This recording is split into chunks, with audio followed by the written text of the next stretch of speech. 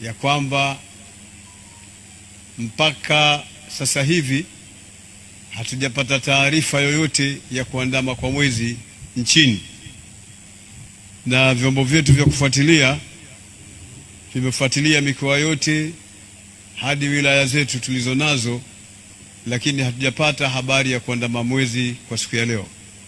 Kadhalika hatujapata mwezi taarifa zake Zanzibar. Muda mfupi tu ofisi ya mufti wa Zanzibar imewasiliana na mimi kunipa taarifa kwamba mwezi haukuandama, na wao wanaingia katika mitambo kwa ajili ya kwenda kutangaza kwa mwezi haukuandama. Kadhalika tumewasiliana na Kenya ambao tunashirikiana sehemu tatu hizi, Kenya, Tanzania bara na Zanzibar, juu ya masala ya mwezi. Wao hawakuona, na pia walitangaza mapema siku mbili kabla ya kwamba mwezi hauwezekani kuonekana kwa siku ya leo. Kwa hiyo tunatangaza kwa Waislamu wote Tanzania kwamba mwezi haukuonekana.